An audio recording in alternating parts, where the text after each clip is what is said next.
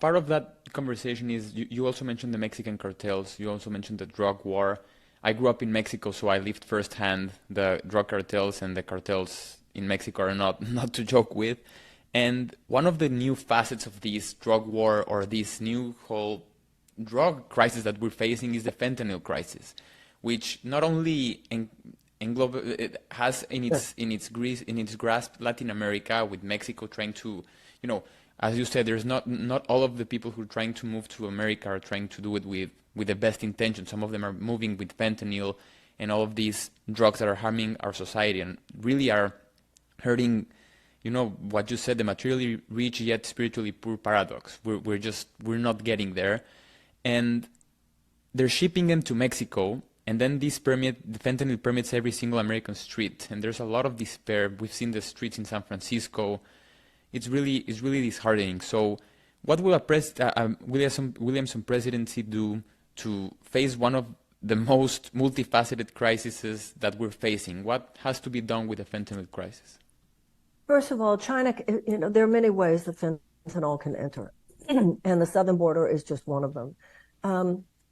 Some of these people are dying from fentanyl that in pills that they ordered on Snapchat. Wow. The Chinese are very smart. Chinese companies that are exporting their fentanyl can find ways to do it. This is another area where I think regulating drugs, once again, if you regulate drugs, if you decriminalize, if you have forces here that are actually, creating and monitoring, then that right there undercuts a lot of the fentanyl. Secondly, we need to take drug addiction itself and move it from a criminal issue to a health issue. We have to deal with the despair that so many people feel.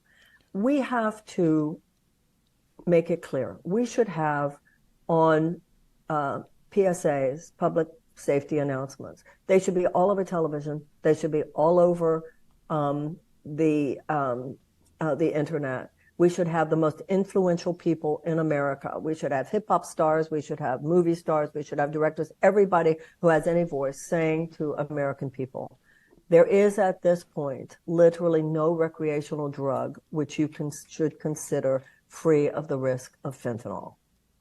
This has to be a message that all of us put out to everyone, period. It's like saying there's nothing you can pick up that is any recreational drug that does not possibly have arsenic in it.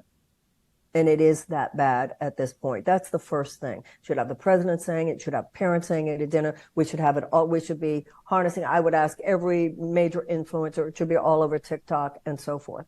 Also, one of the things that the Canadians do is the Canadians have, and by the way, at this point, practically every home should have naloxone.